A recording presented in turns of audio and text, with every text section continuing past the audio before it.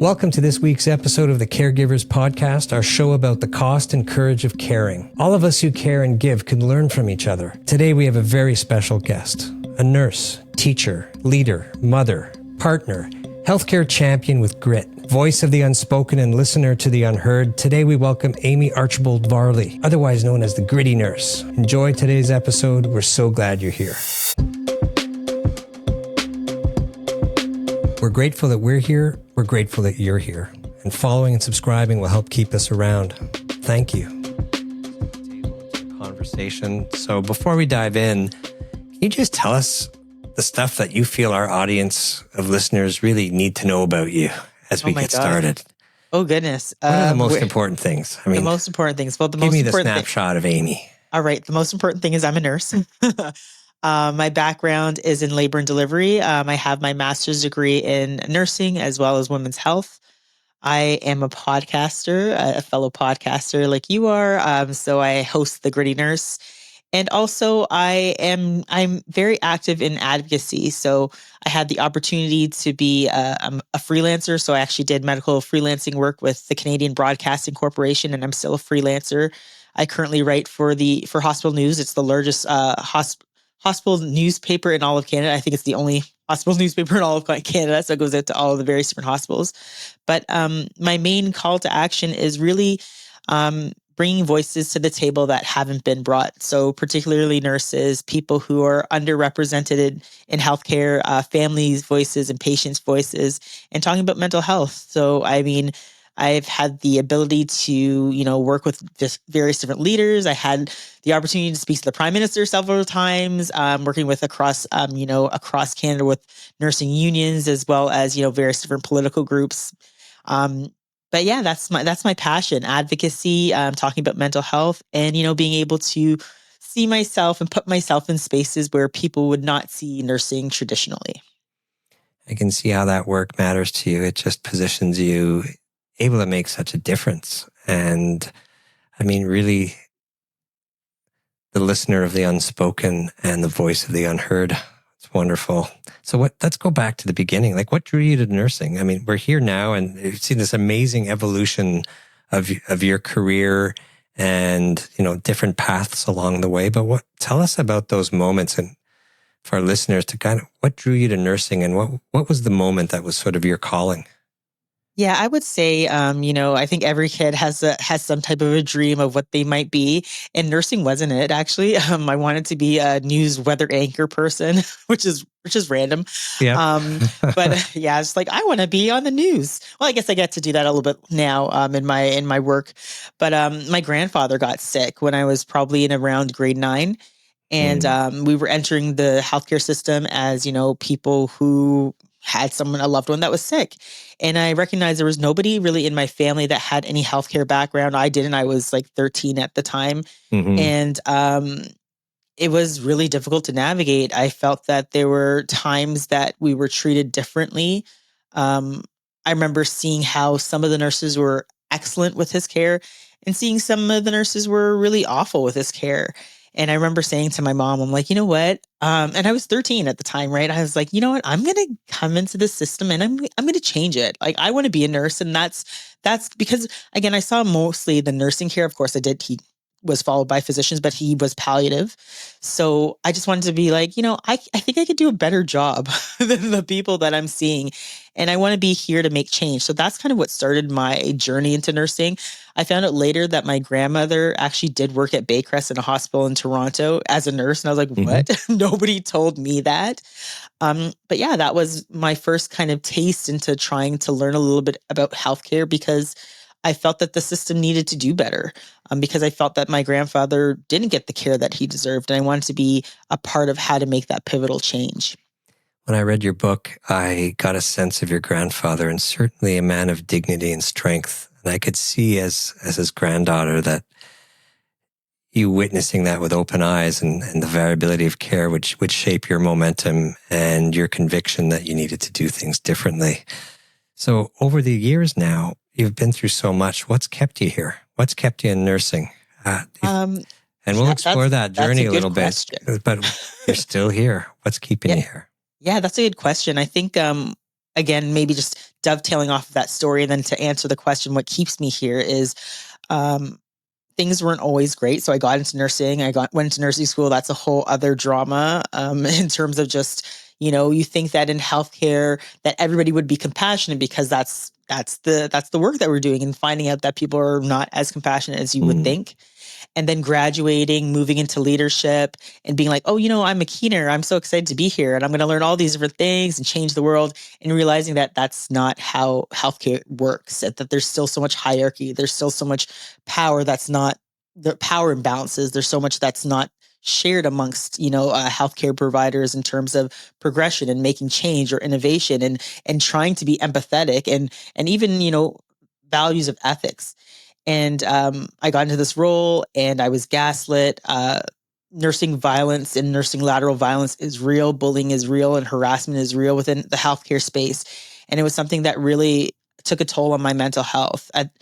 I ended up leaving the organization I was working for. They had no idea how to deal with mental health. They gave me a form. It's like, how much can you lift, bend, twist? I love that form. I mean, it's really helpful in, bringing me back to work when it's not my body that's broken, but it's my mind, right? So I just felt that I needed to be able to change the system. And I felt that I couldn't do it in the way that I was doing it, but I felt that maybe if I shared my story, that there might be someone else out there that's like, yeah, me too. I experienced that. I had this issue that happened.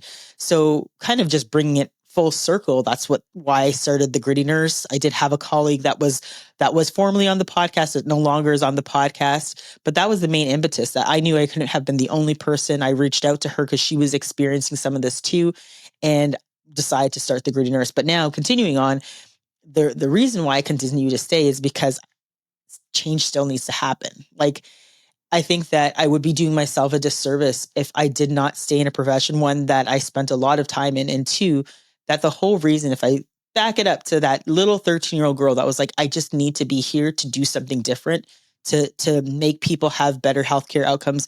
For someone who's dying, they can die with dignity. I'm still, I guess, in some ways, have that stubborn 13-year-old that's like, I'm going to change the world. And that's what keeps me here. It's really the patients and families.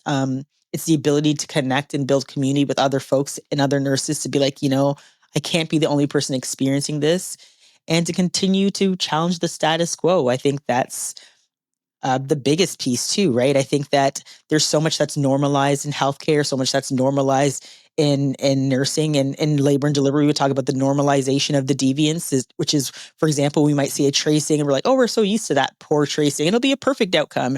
And then we have a baby that comes out, we're calling a code pink, and things are untoward because we're so used to demonizing and normalizing that deviation. And I think that I want to be that person that continues to remember that little fire that 13-year-old had, to say, it's the people that continue to bring me back. Well, they remind you of your vocation, and all of those moments that happen in real time just sort of make you feel, I knew this is where I needed to be. Yeah. There's a lot of things on that, on your journey that I'd like to unpack with you over the course of their time together. But if you had to sum it now for, let's say, professional caregivers and non-professional caregivers at home looking after loved ones, what are the hardest things people are facing today? I think there's an information gap. Health literacy is probably one of the biggest challenges, particularly with folks that might be caring, like non-healthcare folks, and just how to navigate the healthcare system. I think that's probably the biggest challenge.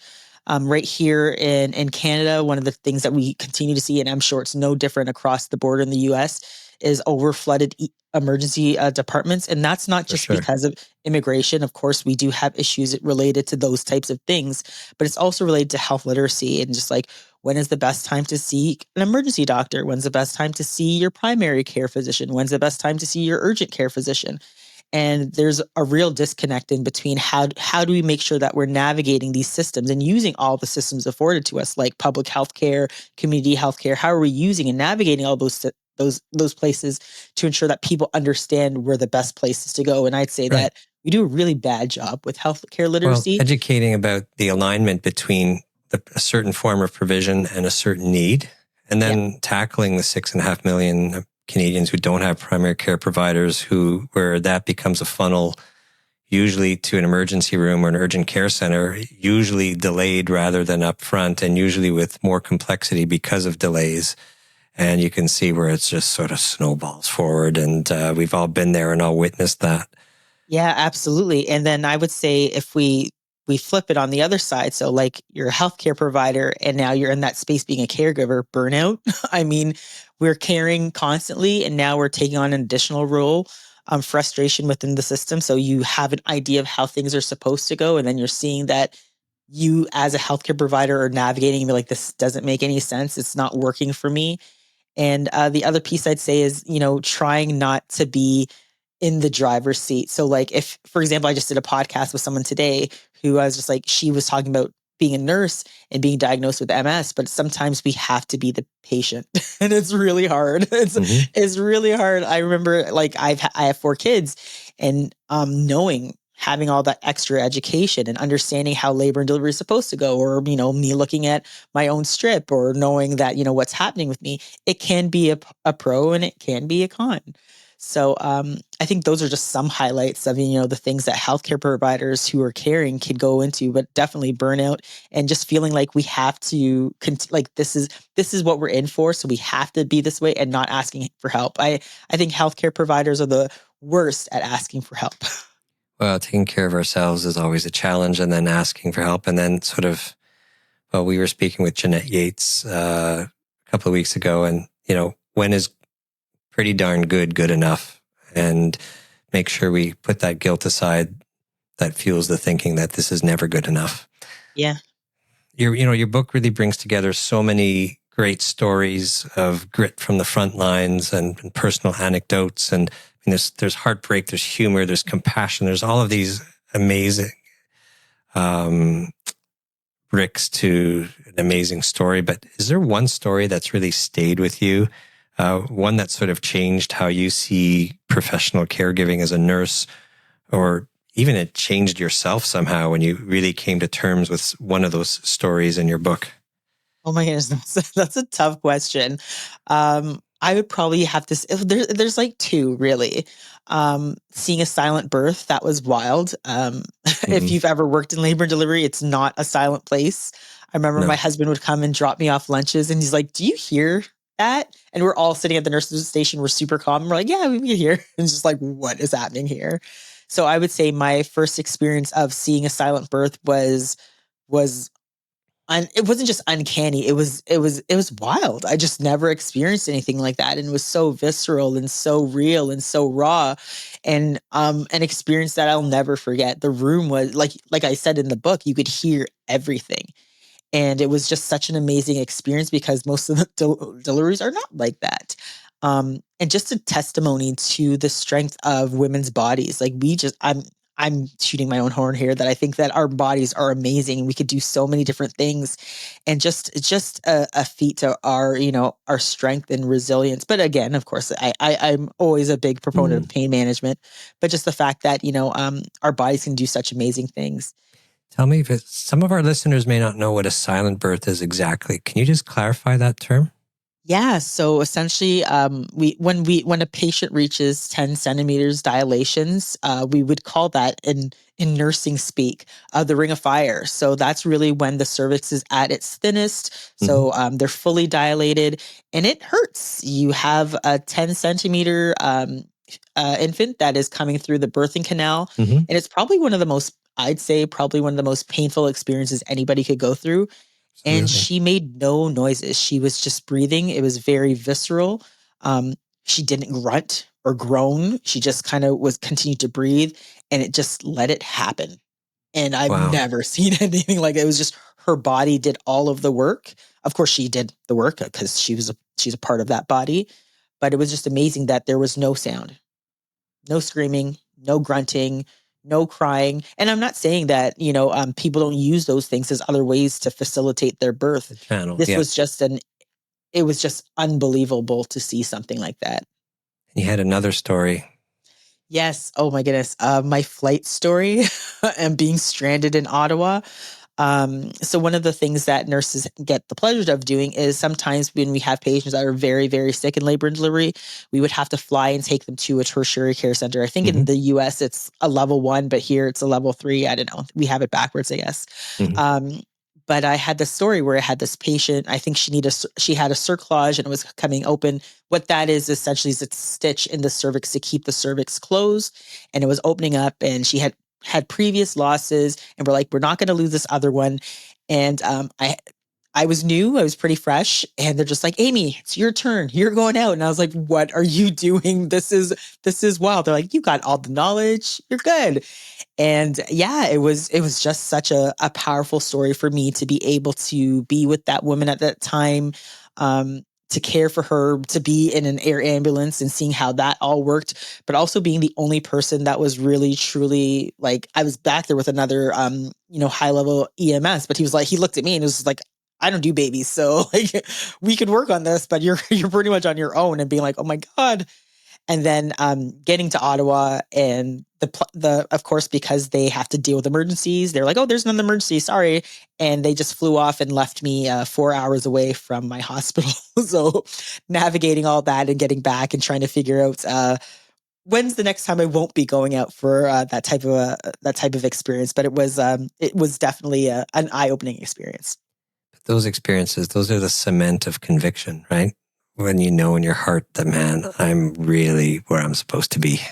Yeah. And just like, I'm in it. This is real. Like, this person who's looking at me is depending on my knowledge, skill, and judgment to ensure that they're safe. And again, with labor and delivery, we have 2 patients, the mom and the baby, right? So just a lot of, you're right. Just knowing that I'm in the right space and knowing that I love what I do and that I was going to do the best I can for that patient at the time. So I'm thinking of a beautiful phrase, and it's 4 words: the wisdom of nurses. Oh my goodness, you're too kind. What are you pointing to? What are our listeners at home? What should they be thinking of when they hear those words out of your mouth? That we are transformational in care. And I think that, the bedside isn't the only place that nurses should be valued. And that because we bring so much wisdom, that we should be seen in other places. And I think that was one of the things that I've been trying to do. You don't see many nurses in journalism, and I stuck my foot very hard into there. I was like, that door opened and I was going to leave it open. Seeing nurses, speaking in media, I think it's so important that we don't just hear from executives. We don't just hear from doctors. I think one of the funny things is, I don't know if you've ever had this doctor come on your podcast, but if you do get a chance, he's amazing. He's a friend of mine. His name is Dr. Brian Goldman. He hosts the show, White Coat, Black Art. And at the very beginning of the pandemic, he had been talking to various different people about, what was happening in the emergency departments, particularly what was happening with nursing. And I'm like, you need to ask a nurse. Why are you asking a doctor about nursing things? And I heard from them and I was like, oh, what have I done? I was like, I just put myself in the hot seat. But it was important to share that perspective, because I think that we are all contributing members of the care team, and it's so important to hear different insights and perspectives from various different people. So I think that's one piece, and I think that again, it's just we see more of the same in terms of the status quo in terms of healthcare. Researchers are over here, physicians are over here, nurses are over here. There's this I wouldn't even say invisible hierarchy. We know it's there. It's something that we need to work on. But the fact that nurses do and should be seen in different places. So politics, I think, it's important for us to be in political. I think that I've heard people say, healthcare isn't political. Oh, it's very political. I don't mean politicized, because that's a different spin and different take, but that healthcare is political in terms of the policies and procedures and laws that are put in place that might affect, individuals' healthcare and their well-being in the community, in the hospital setting. So I think nurses have stake in there too. And the other one that I'm going to throw out there that I think is something I'm trying to step my foot into a little bit is in film. So we do see a lot of media depiction of nurses is atrocious. Okay.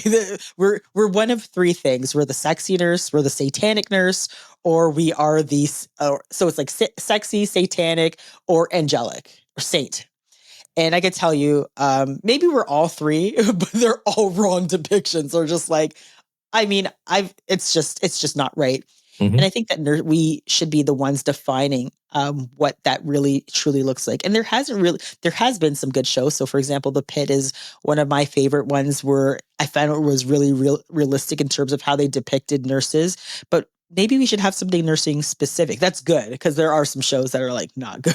Mm. But just, how do nurses tell stories in the way, film is presented, using visuals, using lighting, using proper direction, using the power of storytelling? And how could we be a part of that element? Because I think that's also a really good way that people can learn about healthcare. Films do such a good job of conveying stories. And I think that if nurses could really up to the plate and learn a little bit, that we can make something beautiful in the film space and share knowledge that way too. And with that same grit we've come accustomed to from you, I could see those being very valuable exercises that really educate not only nurses and caregivers, but also the population as a whole. It's interesting. You talk about leadership and the various elements involved and different silos, etc. But, I think it's come up a couple of times today already, like that fear of change or the resistance to change. But, innovation is founded on change and the acceptance of change. And, in my experience, a lot of the big changes we've been through at the hospital usually are met with the fear that comes with change looming. And then usually change happens and you look back a couple of weeks later, it's like, oh, that wasn't too bad. Right. But at the same time, there are these obstacles. There's some big players who provide obstacles. And that's probably major fuel for some of the foundational problems that you're referring to, like bullying and gaslighting. Experiences that as a nurse and as someone who cares, you're in this state of cognitive dissonance, and what you think happened and you're being told didn't happen, and Right.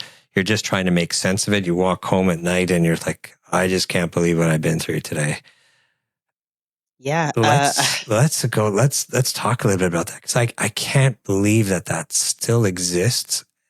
Like, where's the one up in leadership that's there to make sure that doesn't happen? Because we all know about going one up, right? And that's yes. and there should be someone there. Yet I'm not feeling it. Yeah, that's because healthcare has an accountability problem. I guess one of the things that I've noticed, particularly, because yes, there can't be a chain of command. There's, you can speak to this person, you should speak to the next person, and so forth. We have all sorts of protocols for, like, escalating up the chain. But sometimes you escalate up the chain and there's, like, it's like, oh, I don't really know what I could do about that. We have a accountability problem in healthcare. Right down from the CEO executive place, like hospital, to public health, and policy, and within even leadership. Just nobody who wants to take the fall for, like, really crap in the bed. And we've seen it time and time again, where it's just, these issues that might happen, whether it's violence within the workplace, or whether it's bullying, or whether, we have a policy that needs to be changed. And it gets to the state where people are just saying, well, I wasn't responsible for that, or, oh, there's no oversight, or we don't have enough money. I've heard that a lot. But yeah, the biggest problem is we just have an accountability issue. Nobody wants to take accountability for anything. I am of the house of, particularly in healthcare, when we're dealing with people's lives, that we should start seeing quotas or attach things to funding. It's like, okay, if we want to see a healthy patient outcome, first we should measure it. If you don't meet the benchmark or the measure, then maybe you're not equipped for the role. You're not equipped for the job. There are people and leaders who stay in these positions for years and years, make billions, millions of dollars, and have not actually made any incremental measurement that benefits patients. It might benefit their corporations, private profits, things like that, but not actually mobilizing and changing the face of healthcare, reducing, morbidity and mortality in various different populations. So I personally think that that's the issue. We just are we don't have accountability structures put in place where people have to meet benchmarks, that they might lose funding, that they might lose their job, that they might not be able to continue to be in the position. And I think that would be the biggest problem. I see it here all the time, and I'm sure it happens in the US too. Well, I mean, it's the notion of when something goes wrong, saying, well, there's a policy in place, but doesn't mean the policy is good. Doesn't mean the policy is updated. It doesn't mean the policy is humane or actually informed by reality. And just having the word policy is not enough. No, it's absolutely not. And I think, well, if you've ever worked in a hospital, I think it's Joint Commission in the States, and here in Canada, it's accreditation. We have this procedure where, we have these people with clipboards that come out and they make sure that we're doing the best that we can in the hospital walls. We're following all these various different check marks, and they come in, they check, because we've cleaned up very well. And as soon as they leave, we're right back to exactly where we were. So even though people would say like the Joint Commission and accreditation are these structures that we have in place, there is no accountability. If, let's say, you failed your accreditation, you failed your Joint Commission, you're not going to get that silver shiny medal to put up on the wall. What is the impetus for people to make change? Right now, it's money, which is unfortunate. You speak of innovation. You have lots of people who look up to you. I'm sure lots of young trainees in the fields of nursing, and I think in the fields of healthcare. I think young people have a lot to learn from voices like yours who are committed. But let's get back to bullying. I mean, there are policies to control bullying in elementary schools. As parents, we're all aware of that. We know about the harm it can cause during fragile states of development. Yet here we complete our vocational training and we enter real life, and you're facing lateral bullying, you're facing bullying. I mean, there's this quote, nurses eat their young. I don't understand it. And I don't know if people understand it. To me, it's just like, how do you do that? And why? And where's the reward to whoever from such? Walk me through this. Yeah, it's such an awful saying that follows and plagues nursing, and it's an unfortunate reality. Essentially, the meaning behind nurses eating their young, it's kind of almost like bullying initiation. I was bullied, therefore I'm going to bully you. It's really a bullshit excuse. It's just such an excuse for bad behavior, right? Like there is no reason that because you were bullied, you need to pass it on. Or, you're a senior nurse, you need to be like Nurse Ratched, or these various different stereotypes that we see. There's no reason for it. But within nursing as a profession, it is something that we do see. And it's unfortunate. It's ridiculous. I experienced, I think that if you spoke to any nurse out there, they've experienced at least some form of bullying within their healthcare world, particularly in nursing. And it's just so unnecessary. I had mentioned to you in previous conversations, you can see it sometimes, whether it's nurse to nurse, like staff nursing, withholding information, being very cliquey, not speaking to a nurse, not relieving them, various different things like that. And it changes, obviously, in various different leadership roles, but just an unnecessary situation. And I don't want to tie it just to us being a female dominated profession, because of course there are men within our profession. Absolutely. But I do find it very problematic that the ways that nurses handle conflict, instead, I have always been very direct. If I have a problem, people will know. I just wear it on my face, I guess.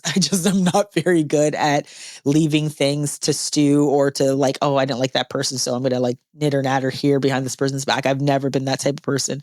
I think communication is always best, but I guess nursing, we need to work on that S-bar within nursing as a profession to, really find better ways of communicating with one another and really squashing this bullying thing, because we have enough problems. You've probably heard of the song by Jay-Z, 99 Problems. Like, we don't need this problem. We have 99 problems, and really bullying should not be one of them.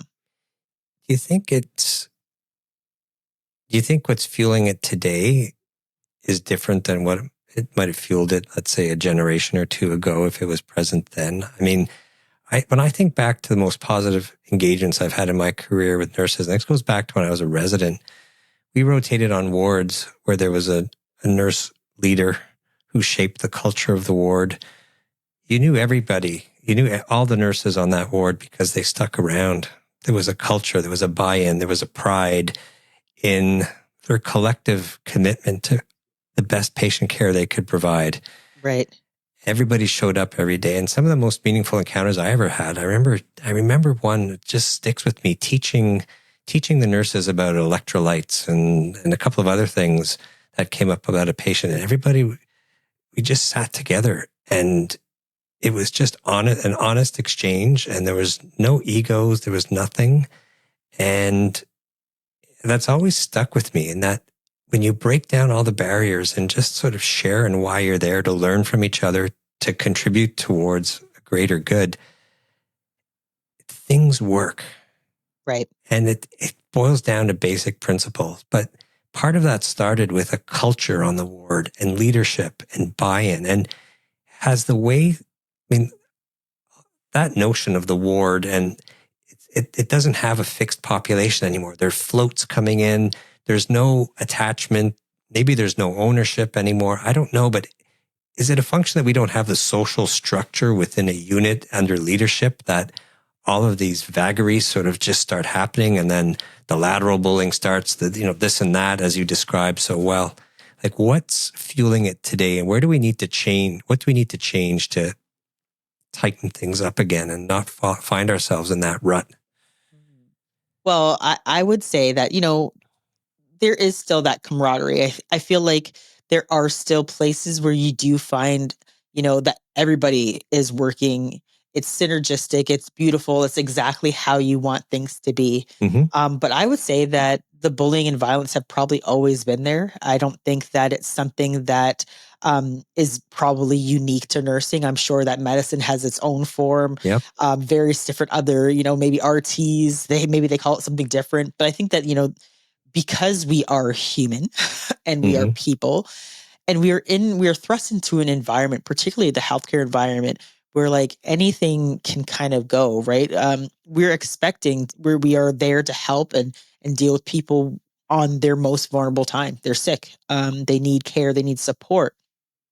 So I feel that healthcare, unfortunately, is this ripe environment that if you're already tense, stressed, have all these other predispositions, you're busy, the system's not working well for you. And I think this will kind of help answer the question that you asked, that all of these various different things and factors coming in really leak into how that individual will, show up that day.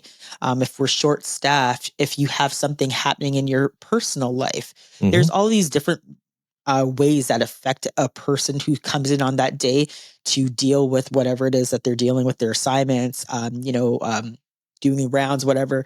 I think that we have to account for. And healthcare tells you to check your feelings at the door and deal with patients' families and then pick it up back on the way out. But we can't do that. So I think in essence, because we are human, I think the best way, and I think the saying is to err is human. The best way to actually deal with this is to recognize that we are people at the end of the day, and that we come with, all of these various different things. And I'm not giving a pass to people who are belligerent, aggressive intentionally, because I do know that there are just some people that have it out for other people for whatever reason. But I'm talking about those tensions that do rise that we see anyways in healthcare. So I would say that it's about the environment. So maybe what's changed over time is the busyness of the emergency departments and various different places that we're working with. The fact that we're seeing more sicker patients and sicker families, that we are dealing with the complexity of the family, because I do know that there was a little bit of shift in the healthcare model where it was like patient-centered, and now we're family-centered, and now it's somewhere in between, but I think we're still like family-centered navigating care. the complexities at just another level. I just feel like maybe what has changed, and maybe what you're noticing, is all of those various different pressures. And I think the other piece of that is politics. That's somehow playing into it. I don't know how much you want to get into that, but it does affect the way that we come in and deal with people. People, because healthcare has been politicized. Remember, I said it is political, but it has been politicized, and I say they're very different. there are different ways that patients even interact with some of their care providers, feeling that they're, they can't be trusted, or, all of these things factor into these different types of interactions that are happening. So I would say that all that's happening is a shift in the times, right? I would always say that bullying has probably always been there, but maybe all those other extraneous things weren't there to make it as burdensome. Not saying that there weren't challenges back then, but I think that as we're continuing to see that there are more things that are coming in that are drawing our attention away, social media, different things like that, seeing the politics or feeling the politics of the day, all of these different things factor into the way that we respond to each other. And the biggest thing that we aren't doing is talking. Like we might be having internal conversations, but we're not really, as a healthcare community, and I mean nurses, physicians, folks that are in the healthcare space, we aren't really having good conversations about polarization, about how this is affecting. We talk about moral injury and burnout and these different things in these various buckets, but we aren't putting it all together and saying, okay, how are all of these affecting our workforce? And it's a hard conversation to have, but an important one, because how can we want to change healthcare outcomes if we don't talk about politics, if we don't talk about the stresses that we had in our personal lives, if we don't bring all these various different components, or I would say calling us all in to have these conversations. And I think that it's time. Like, it's definitely time to have really hard conversations with ourselves and within our professions to say, how can we make this better so we aren't creating a situation where we're seeing poorer healthcare outcomes? Because it's concerning, right? I'm very concerned about how the trajectory of healthcare is going. And I think that if we don't start coming together and building community, that we're going to continue to see that ripple effect where, that code, it wasn't synergistic, or, we're not seeing eye to eye on how this policy is developed. All of this ends up affecting patient care at the end of the day. You're right, it does. And, part of moving forward is actually, as you said, sitting together and putting it all on the table and finding community in the ability to communicate. But that also fosters the development of common shared goals and the building blocks of change. And you're right, those conversations just cannot occur separately. And too often, I mean, we've all experienced that, where there's a big change. And then you sort of look around and say, why didn't anybody ask us about that? Yes. All the time in healthcare. It's huge. And it's, at the most granular level, it affects the individuals at the bedside and works its way up the ladder in terms of the ripple effects, but they can be potentially huge. Yeah. We're so aware these days of, difficult scenarios, and they infiltrate everywhere. And in your book, you talk about gaslighting, and I mean, my interpretation of it was narcissistic abuse from leadership, and that infiltrates business, corporations, workplaces, the education system, healthcare. How do we deal with that? I mean, there's that famous saying, hire slow, fire fast. Right. Yet those people kind of stick around.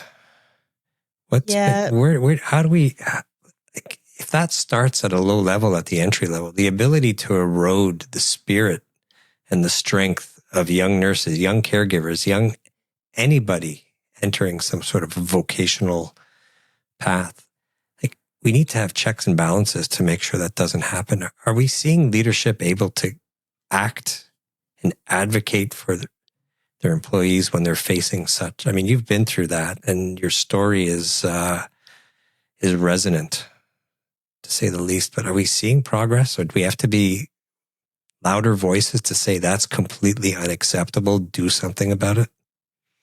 In some places, I'd say, right? I think there are some healthcare leaders that want to listen. I think that's the biggest piece, right? I think it's just take the time to listen to the stories. Maybe you might not like them, or you might feel butthurt about it, or whatever the case may be. But take the time to listen and there are those leaders that are willing to listen, to take a step back and to be like, okay, I can't be in the driver's seat, or I need to share my power in a different way, that I'm amplifying other people's voices, experiences, and actually making change, right? I think that's the other piece. We can't just say, I hear what you're saying, but actually not change things.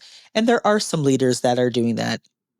Now, on an overall scale, we have a problem when it comes to money.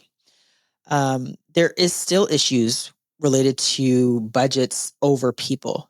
I can't tell you how many meetings I used to sit in as a leader in healthcare, and the conversation was about money, was about, okay, this is our budget. And I understand that we have to talk about budgets and money, but nursing should never be a line item.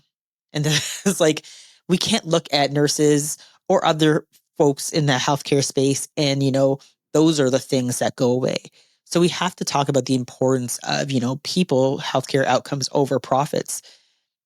Healthcare is a ripe space, particularly in leadership, to see that kind of narcissistic behavior, like you had mentioned, in the same narcissistic encounters that I've had, and they fail upwards instead of them being kicked out again. Because I said healthcare has accountability problem. If they're good with the numbers and they know how to push their people into a grave, I'd say some of them, they will continue to be promoted up because we have, so I guess inherently we have an accountability problem, but we also have a values problem. So if you're placing your value more on the worth of the worker who can crunch the numbers versus the worker who is ensuring that their staff is safe, ensuring that patients are being served, ensuring these other various things that people would consider to be soft, which are not soft at all, because healthcare is not just quantitative, it's qualitative as well, that we will continue to see this rippling effect of healthcare CEOs and,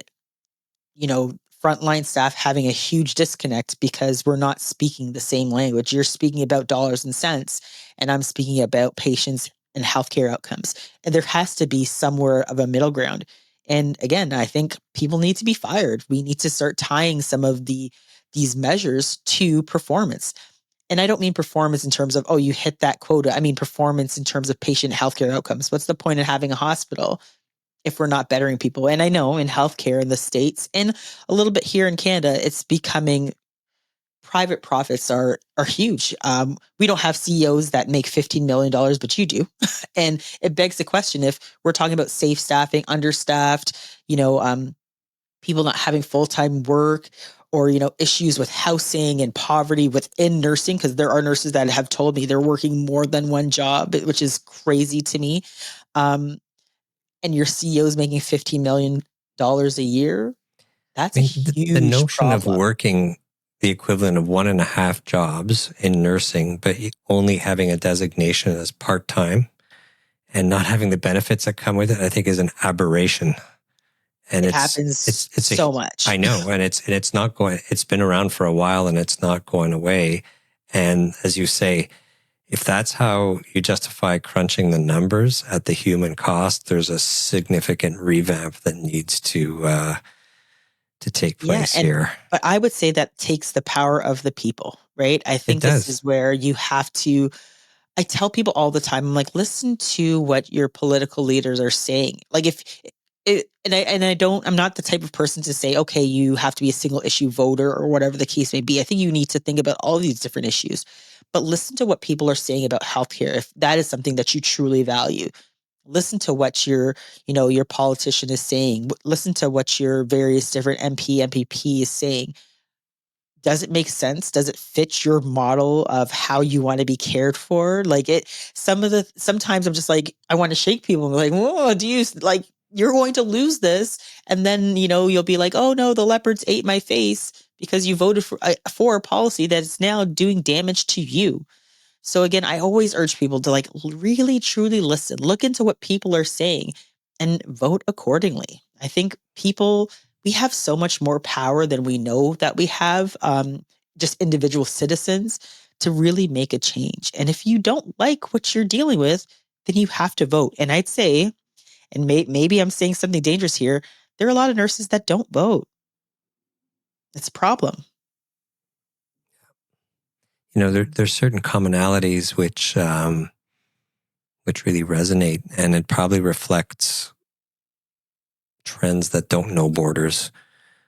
Down in the States, there's, we had the pleasure of speaking with Todd Otten, who's one of the team working on the new movie, hopefully be released this fall called Suck It Up, Buttercup.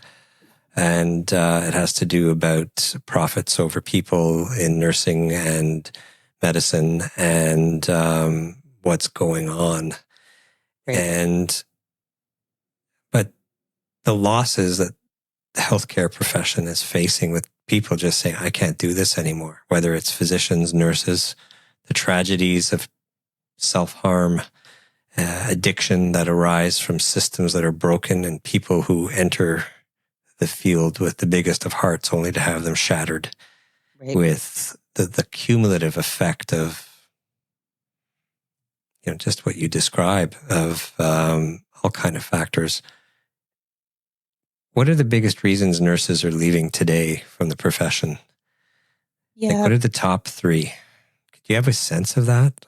Yeah, I would say, and in no particular order, moral injury, and burnout. I think we're beyond burnout now. I think that the term itself has really lost all sense of meaning. So that's why I like to use the term moral injury over burnout, because I feel that nurses are at this place where it's just they know that the care that they're delivering is, I don't want to say inadequate, but just that there could be so much more that can be done. We're trying to rush through assessments. We're doing more with less. So we understand that there are patients that come in that aren't getting the best sense of care. Like they might be getting the checklist of what we can provide in that particular space, but there's so much more that needs to happen. And when nurses are put in that place where you're just like, I know that I'm not doing the best I can, it creates that moral and ethical injury. And I'd say that's probably one of the biggest ones. I said no particular order, but I Right. would say that mental huge. health is probably a really huge part of it. I'd say safe staffing. So ensuring that, we're not overburdened. Like I said, we're doing we're doing more with less, and less resources, less time, but more work, heavier patients, sicker patients, but not enough staffing. So Right. it just makes no sense. And again, I would say it's not a shortage of nurses who are willing to work. Nurses want to work, but we want to be respected. We want to make sure that patients are kept safe. So we need to have safe staffing, and we want to make sure that we're compensated fairly. And I've heard wild things about compensation all across from Canada to the US to the UK, that the compensation models just aren't really meeting the demands. Again, like I mentioned, if you have a CEO that's paid 50 million, and you got a nurse that's paid $36 an hour, but she doesn't have a full-time job, like what are we really, really talking about? I'm not saying nurses should be paid 15. Well, it's total $6 million or discordance of whatever. value systems, right? I mean, there's got to be Right. shared values at every level that are almost kind of sacred, right? And I completely agree. And I would probably say, so like staffing and safe staffing, that's kind of that second bucket. And then the third bucket would be really, I'd probably say tackling violence in nursing, violence in healthcare. We have other professions like police, EMS, firefighters. Imagine, as a police officer, we know what the laws are. You hit a police officer, you harm a police officer, you injure a police officer, you're going to have a very bad day. Like, let's just be honest. It's a felony, it's criminalized, prison sentences, so harsh, right? You punch a nurse across the face, what happens? It's really bizarre that we have this dichotomy of a But Amie, system there's a where policy, right? Somewhere. policy that's clearly not working, because we should have the same rights and protections of firefighters, as police officers, as EMTs, and we don't. So it begs the question, why? I know the answer, but it's not good enough. So I think that that's another Tell me. piece out. Why do I think it is? I think it's because we're a female dominated profession that I feel that is not heard and not listened to. And again, this is some of the work that we need to do as nurses to continue to advocate and let people know, but also to push our policymakers and regulators to make it a felony charge, to make sure that there is criminal time attached to it, that our managers and directors and other people know that if you're going to put up a sign that says no tolerance policy and your patient punches you in the face, then it's no tolerance. Like we can't keep saying it, because we've seen nurses who are injured and I've had countless stories from Canadian, US, UK nurses. Mhm. They've been injured on the job. They can't go back to work. They're not getting benefits. They're like, working out of their car. Shouldn't be something that is a part of the job. Violence is not a part of the job. If I worked at Walgreens or Walmart and I got smacked in the face, I can press charges on that individual. But there's this culture in healthcare where we don't do the same thing. And it's hugely problematic. I spoke about a nurse who was in BC who ended up working on an Yes. acute mental health unit by Alone. herself, which resulted in a horrible injury. And again, I'm not going to say causation, correlation is causation, but this nurse ended up dying 2 months by suicide because she was injured previously to that and her quality of life had plummeted into the ground. We can't allow this to continue to happen. We have to put measures in place. We need, strong laws against this type of violence towards us. And then, Wasn't the assignment following policy? No, I would argue against that because again, I think people have to understand that the hospital policies do not override human rights policies that we have outside of those hospital doors. It's not even human. It's beyond. It's basic human dignity to be not in a situation as a caregiver of any sort. Right. But it's just weird where even nurses, I spoke to a nurse this week where she was just like, I didn't know that I could press charges. And I'm like, what do you mean? Like you're still a human citizen. You still are a tax paying member of society. And yes, that hospital might have the policy, but we also have court systems, provincial, local, federal, that you can take this to and then let the courts decide. Because again, there's a conversation about, what if this person was mentally ill or whatever the case may be. I am the proponent of saying let the courts decide. It is not your manager's decision whether you should take your assault or not call the police. Like it doesn't make any sense to me. We would never tell anybody else to not call the police if they were harmed in this way. So why do we do it in healthcare? I think that there's a lot of change that needs to come there. And I would say those three things are probably one of the biggest reasons why nurses are leaving. Violence is not a part of the job and it's not taken nearly as serious. We feel that we're undervalued, underpaid, underprotected, understaffed. And with all of that at the helm, how could we be mentally okay? Like, how could you just be like, oh yeah, everything's fine. It's that, you see that you're burning, a good person in your caregiving, so garbage. it all erases that, right? Just No know way. that you're doing good. No, it's not good I agree enough. with you. It is not good enough. It's not good And enough. that angelic whole, nurses are, we're heroes. We're not. We are people with real feelings, with families, with the same wants and needs and aspirations as anybody else out there. Nursing, and here's where I some people might not like what I'd say. I'd say that nursing is a job.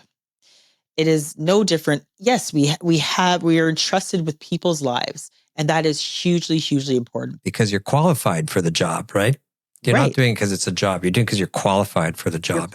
As a nurse, you're qualified. But it's tricky when people use the word like it's a calling, or say that this is a vocation that you were called to. I think that it really entangles the nurse in a very moral kind of ethical dilemma where they don't see themselves first, where they see the job first, and then themselves a second, and that is hugely problematic. That's why I say at the end of the day, it is a job, because if you die or you get injured and you die and you can't work, that employer will list your job in 24 hours. And where are you? In the ground, injured and you can't work? We have to start seeing ourselves as people and not just as titles. It's that heartbreaking moment when some individuals who are so vocationally enthralled, come to the realization of how replaceable they are, and within a very short period of time, despite all of their deepest commitments to the cause. Yep. And I mean, all of those three examples are just a huge funnel into progressive moral distress and eventually the moral injury that's incapacitating. And once you get to that point, it's, I mean, everyone's burned out now, right? It's a common denominator, but it's the most severely morally injured who are at the forefront of where the risk is in terms of just walking away or potentially walking into harm's way as a means to cope with it. Yeah, that's the other sad reality, right? That we don't talk about, that there are healthcare providers that are struggling with substance use and addictions, and that's a whole other one that's just swept under the rug. Happens And to humans, right? yeah, we are people. I think that, again, those tropes of putting us as heroes or pinnacles can be problematic, or martyrs. It's problematic when, at the end of the day, we're as fallible as anybody else out there. I see Frederick's on. Did you have a question for us, Fred? Yeah, I have two questions. The first is, you came into this inspired to make a difference, to make a change in the way people are being cared for and in the way the system operates. But caregiving as a calling doesn't necessarily mean that the people coming into the profession are compassionate and are coming with that same intention. That must have been like a remarkable thing to discover, that not everyone shared the same values that you did. What kind of impact did that have on you as a young nurse to make that discovery? I mean, to find that there were uncompassionate people in healthcare. I mean, I guess I initially was shocked, just to be like, oh, aren't we supposed to be all caring for people? And then, you have your interactions, and you kind of, hindsight's 2020, you start kind of putting things together and being like, I can't walk around the world wearing rose-colored sunglasses and not seeing that there are inherent problems within our profession, as well as in other disciplines as well. And I think that, I wouldn't say it was an eye-opening experience, but for example, I don't know if you've heard of this person. Her name is Elizabeth Wetlaufer. She was Canada's first nursing serial killer. Mm-hmm. And hearing that a nurse would use insulin to kill patients, and that she was open, she was just like, oh yeah, I would continue to do it if I wasn't caught, was astounding. And actually, we had on our podcast a gentleman named Bruce Ackman. He was a FBI investigator. He's in the States. And he was the one who brought down, like, him and his team brought down Michael Swango, which was like a physician who was a medical serial killer. So just the fact of the matter is, there are people in the world, just in general, that will do bad things. And we have to understand that healthcare is not a place that's removed from that space. So for me, I had my moment where I was like, oh, that's wild. And then just recognizing that, again, we're people, and where there are people, there will be people that will not have the best intentions. And healthcare is a really tricky place. From speaking to Bruce Ackman, that a lot of deaths can happen when there are those types of people in that environment. So just recognizing that, there's fallibility within human society. So. Right. You've also described your approach as very direct. You're clearly very outspoken. You've taken on some really, what could be called controversial topics, like giving voice to things that aren't typically talked about. So what kind of pushback have you experienced from taking the stance that you've taken? That's, um, you know, surprisingly, I really haven't had a lot of pushback. And I know that sounds really surprising. Like, there are, I think once you get into navigating the advocacy space, that there are some people that just won't have interactions with you. So I'll just be completely transparent. There is one union, the union in Ontario that I live in, that doesn't really interact with me, because I think what happens sometimes is, if you're talking and you might be calling out or calling in and saying there needs to be more work, people might take that personally, as opposed to saying, oh, well, maybe there is something different I could do. So I can see sometimes there's that type of disconnect. But wholly, like, my organizations have been very supportive. When I worked at Niagara Health, they were like, okay, yeah, off you go, just as long as it doesn't like involve any of your work stuff. And I kept everything very separate when I was working at a hospital organization. Mm-hmm. But yeah, I would say that most people, I really haven't experienced that type of, I've received negative, of course, social media is just like a dumpster fire. So I say that that's probably where you might receive the most amount of backlash, in particular during COVID-19, because I was in the emergency department. I was seeing what was happening. I got backlash for speaking out about that. But in terms of the advocacy space, I'd say that people are pretty like open to having conversations and trying to navigate what that might look like in terms of changing. And if there are people out there that have disagreed with me, and I have gotten into some conversations with some people online, for the most part, I think that I stay rooted in scientific evidence. I make sure that there's a citation behind whatever I'm pulling. I make sure I use facts and figures. And sometimes facts and figures don't care about people's feelings. And yeah, that's that's what I'd probably say about that. It feels like our country is maybe the most politically divided that it's been, at least in my lifetime that I can remember. How is that playing out at the nurses' station, in the hospital wards? Is this a left versus right divide? Are people sort of divided along like political party lines? Is that something that is causing some discord? Uh, I would say at the nursing station, it's more people against profits. You will find nurses who politically may lean one way versus another way, but I don't hear it. I'll be honest, I don't hear it as much as, left versus right, or you're a leftist, you're a libertarian. I don't hear it like that, but I do hear a lot about people over profits. Like those conversations are had quite often at the nursing station. But I would say that it gets very awkward. If, for example, they bring up any particular type of, political leader. And I think it's important that we have the conversation. So for me, I don't shy away from it, but I'd say that it's definitely not water cooler nursing station conversation. It's more, oh, this is happening and this is going to affect our patients, but not so much as polarization as you would see, in outside of those healthcare walls. And I would say that there are some healthcare workers that don't necessarily understand how some of these laws actually affect their patient population. So like I mentioned, the leopard eating face party. And I think that's also a part of the disconnect too. So I would say it's not cooler conversation, but for example, there was a nurse that did a TikTok who's being dragged right now because she was making fun of patients who need SNAP benefits. And we're like, well, as a nurse, these are your patients. Like all of these various different social determinants of health, food, income, security, poverty, your environment, all these things interact. So making fun of a patient who's losing SNAP benefits is detrimental to the work that you have to do. So she's getting dragged right now. So things like that happen.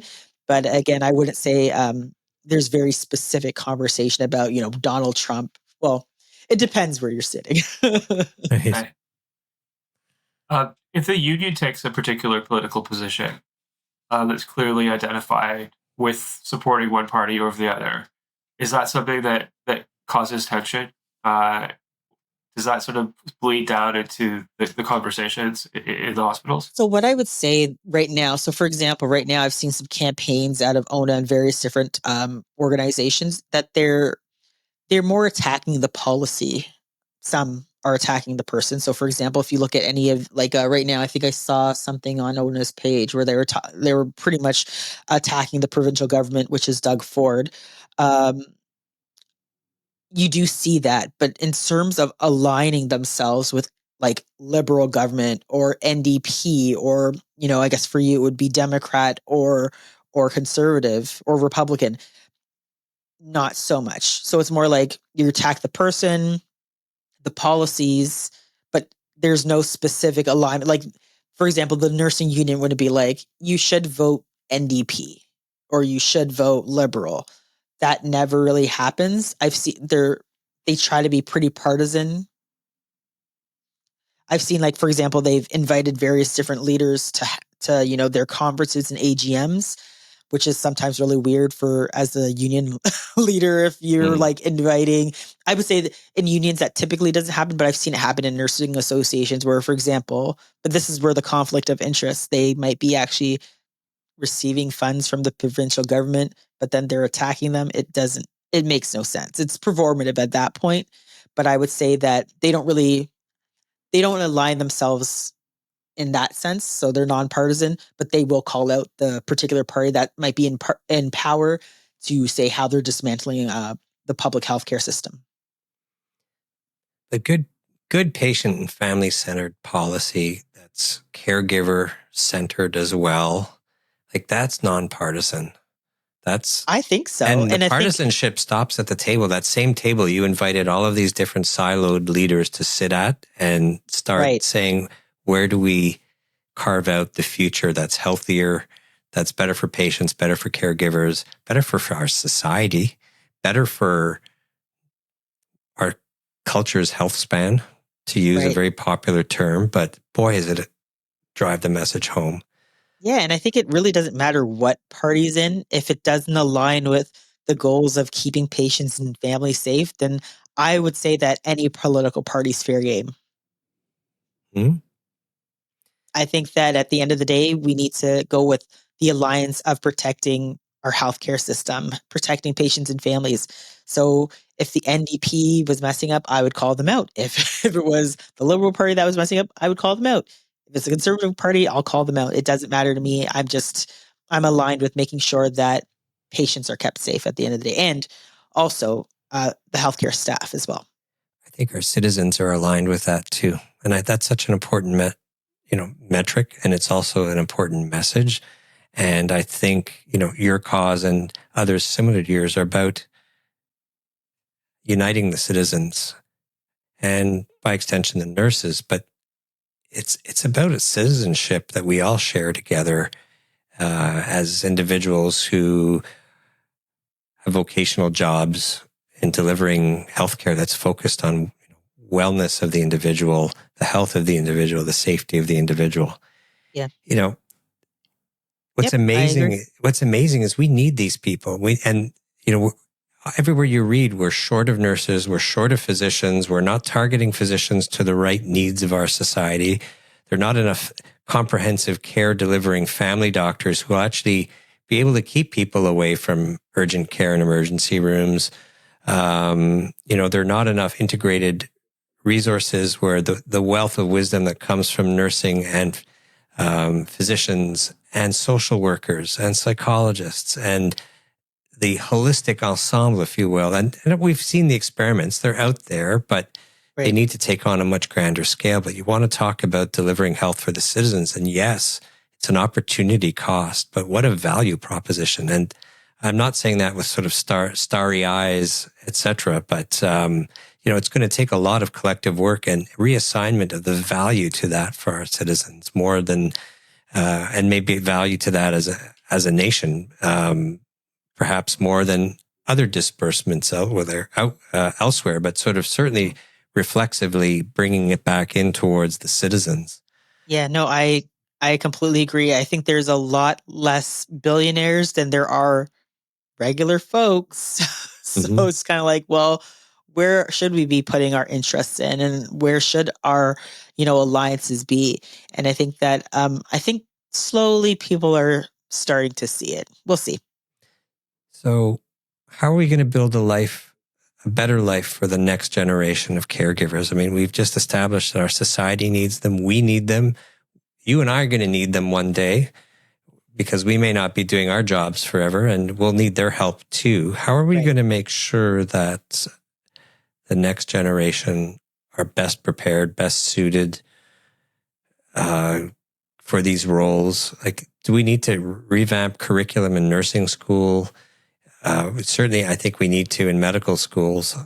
There's a lot of interesting conversation about what Navy SEALs go through to be resilient and to face incredible challenges. Well, what if we did like a portion of that for young nurses, young physicians, young social workers, PTOTs, people who are going to champion healthcare and the direction of healthcare through whatever mechanism, and maybe not direct patient care, but how do we teach that resilience to make sure that the next generation is better and stronger? Like, what are your thoughts about that?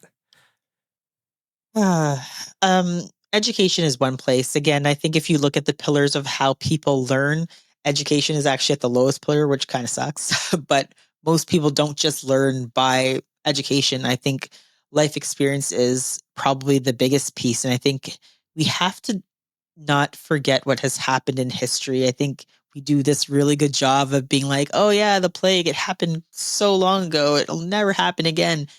And we do a really good job of forgetting. And I think it's important that through education, we can use that as one means, but not solely the only means, but really talking about our histories and talking about how we can improve on some of the mistakes that we've made now, that our future generations can be like, learn from us, heed our warning, don't do this, to try to make it different. And this is also important for us. Although, I think we have to realize that like you said, we're going to be the ones receiving the care.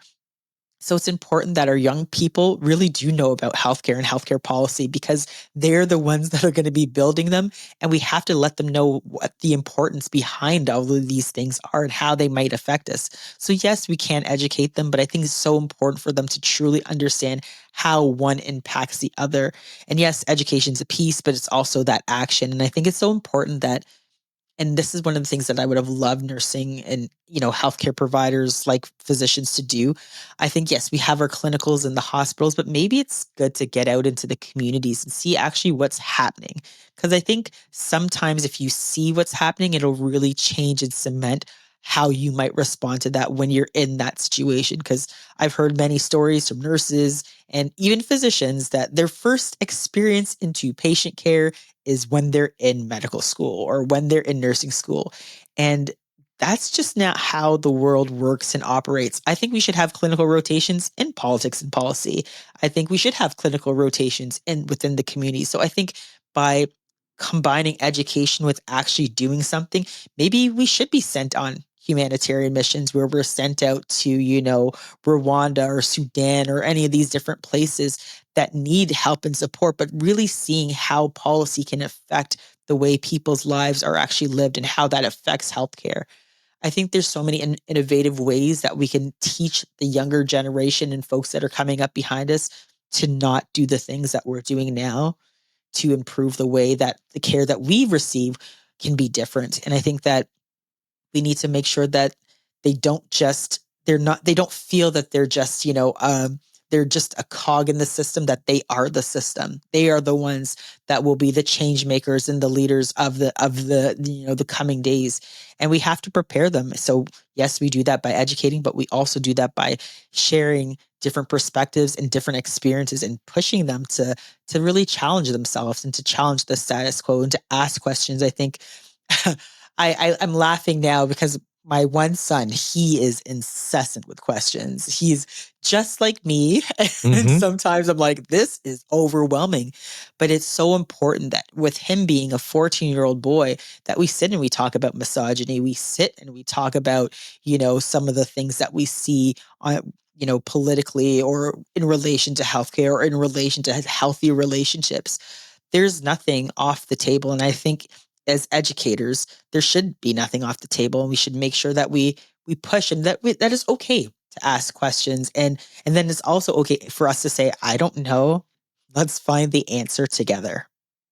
Absolutely. You describe those added experiences to training in healthcare as, they propel you into the human experience beyond just the four walls of the nursing school or the medical school. And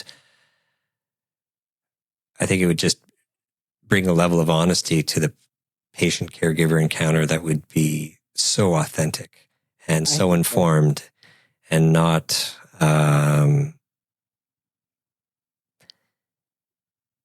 biased by so many things that float around that affect how we interact with each other and how we interact with our patients. With those kind of experiences and teaching the caregivers of tomorrow how they can make a difference, how they can express their voices, where they can learn more, how they can get more community experience as part of their formative impression before they go out there. I mean, you can't be invisible anymore if you got that under your belt. And maybe that's what keeps us invisible.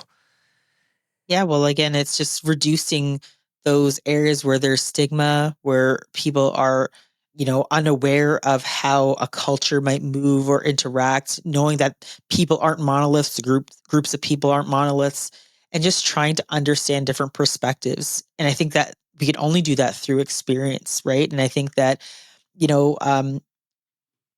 there's just so many missed opportunities that we have in terms of training people, in terms of, envisioning how healthcare, nursing, medicine, all these other different places can be, that we do really miss the mark at trying to find what humanity actually looks like. I think we do such a good job of like, here's the underpinnings, here's why this was done, here's the science behind it, but forget that humanitarian aspect and forget that we, at the end of the day, we're dealing with people. Well, we have to look at our neighbors, right? We have to talk to our neighbors. We can't just talk to our phones. And I mean, we won't get into that diatribe, but it's rampant, and everybody's addressing that these days. Yeah, I do have a positive outlook, and I feel that the more we continue to have conversations like the ones that we're having today, and this is why I call these episodes evergreen, because you can listen to them 15 years from now and the message really still is the same. I can't see how it would change. That the more we continue to build and we have conversations, we build community, the better we can be in the future. Absolutely.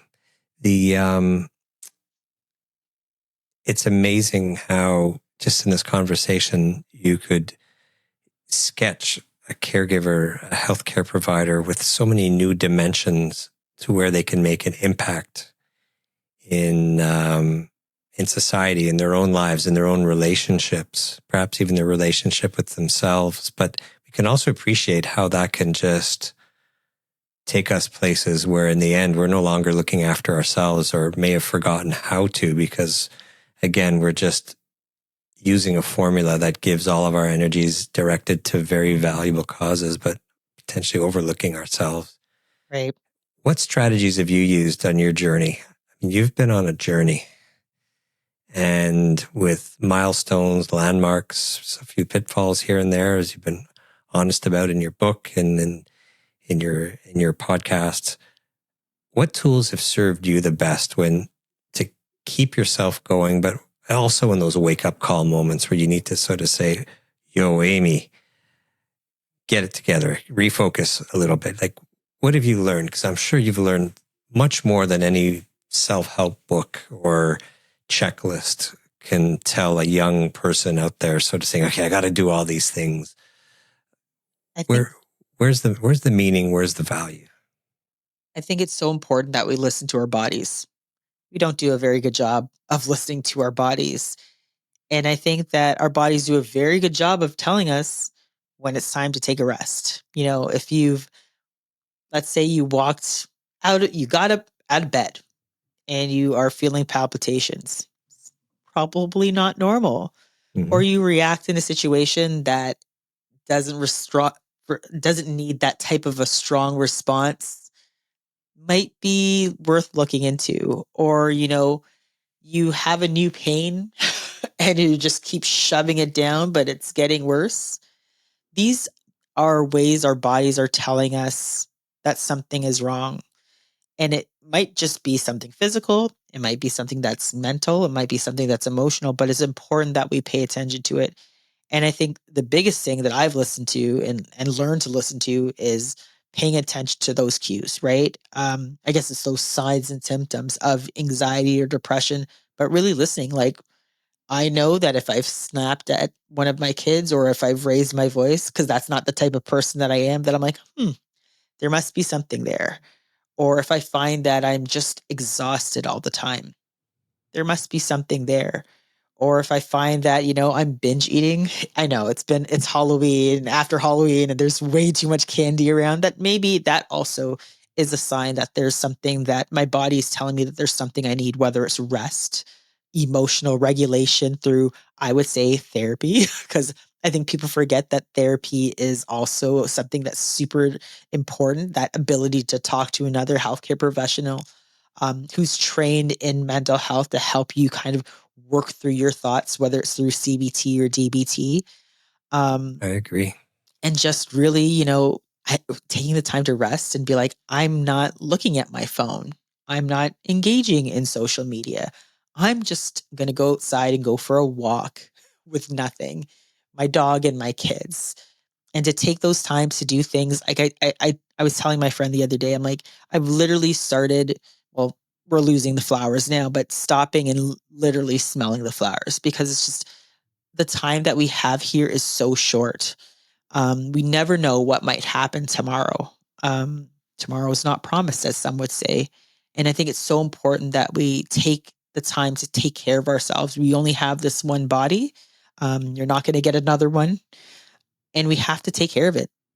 And that's the biggest thing that I learned, that no one else out there can take care of my body for me. I have to be the person to do that.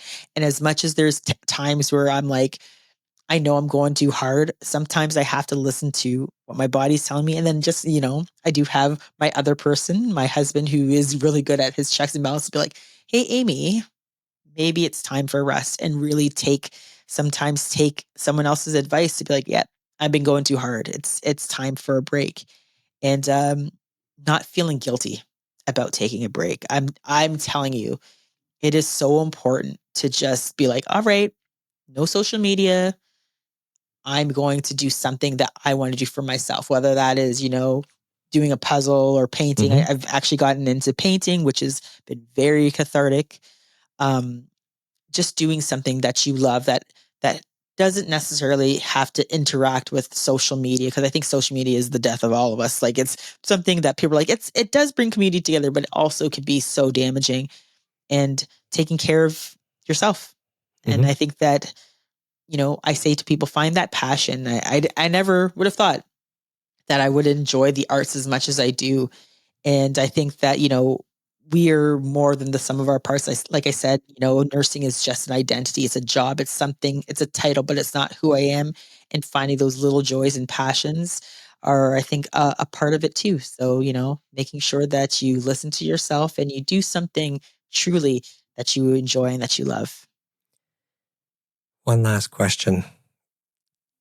You spoke so elegantly about how we learn about history, and you spoke about the plague of the past. I think that among so many people today, and maybe it's even amplified among those who give so much of themselves in the care of others, I haven't quite figured that out yet. But I think one of our modern day plagues is disconnection and loneliness. Absolutely. And that's something I fear for my own kids. It's what I would fear naturally for anybody I care about. And as leaders who care about the next generation, what would be your advice to those young people who are feeling disconnected and lonely, who are trying to do their best in the care of others? Yeah, I would say that they're not alone. I think I would probably say that loneliness is definitely an epidemic. We're seeing and having more conversations about loneliness. I've been called in many times to have conversations about polarization and mental health, and people feeling disconnected, because it is a real thing. I think, like I mentioned, as much as we have all this technology, it doesn't replace human interaction. And we have to be mindful of that. Like, I think we've seen the damaging effects of people, using AI as a means of therapy. And again, I understand why some people might do that, because access and affordability are problems. But again, it does not replace human interaction. And again, we have those areas that we need to work on, but we have to get back to, how do we speak to people? How do we commune with people? How do we build and learn and have connections with other people? And I think that, again, through just having conversations, I tell people to, like, get out and find your crew. Like, my husband is now going to be joining a D&D group, because I was like, hey, you should just, you like playing Dungeons and Dragons. It's not a big thing for me, but maybe you could find some other people who like that and found a community.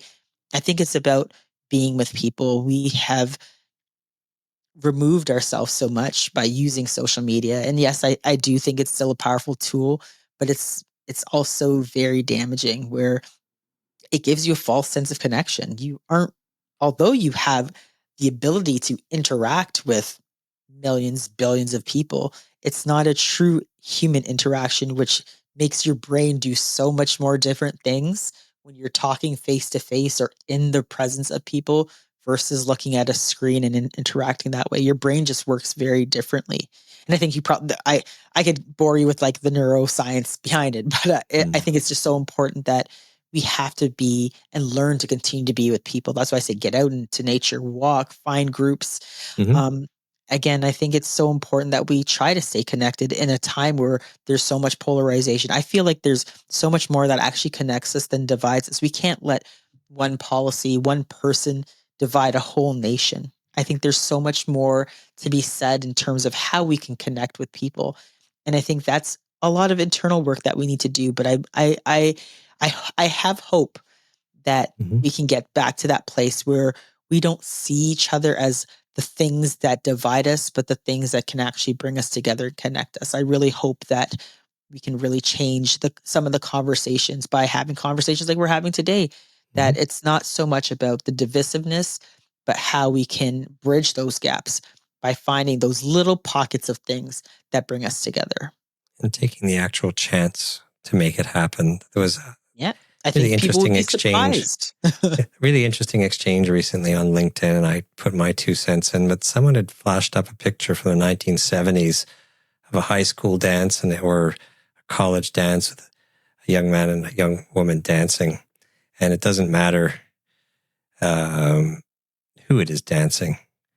But in reflecting and seeing that picture, and my comment just made me think back, but those were the days when someone actually saw the value in taking the risk of asking someone to dance. Right. And I just wanted to sort of thank you today for taking the time to be with our listeners and to have the dance with us, to go places to explore really important things that mean a lot to you, but also mean a lot to us. I think are beginning to mean a lot more to a lot more people. More than ever. Right. Thank you for having me. And I would like to just call out to all our listeners that in the bios and at the podcast information, all of Amie's links will be there. The Wisdom of Nurses is a very well-researched and interesting read, and I enjoyed reading it, and look forward to seeing your next book. I'm sure there are more stories and there's more wisdom to come. Absolutely. Thank you so much for joining us today. And I wish you so well in your journeys. And we look forward to hearing back from you again. Before we wrap up, I wanted to remind you of something important. The conversations you hear on this podcast are here to inform, to support, to spark reflection. They're not a substitute for professional medical advice, care, therapy, or crisis services. Listening to this podcast does not create a doctor-patient or caregiver-client relationship between us. If you're facing a medical concern, health challenge, a mental health challenge, or a caregiving situation that needs guidance, I encourage you to reach out to a qualified professional who knows your story. If you're ever in crisis, please don't wait. Call your local emergency number or recognized crisis hotline right away. You deserve real-time help and support. The views you hear on this show, whether from me or my guests, are our own. They don't necessarily reflect any organizations we work with, or are part of, or have worked with, or been part of in the past. This podcast is an independent production. It's not tied to any hospital, university, or healthcare system. Thank you for being here, for listening, and most of all, for taking the time to care for yourself while you continue to care for others. I look forward to hearing from you.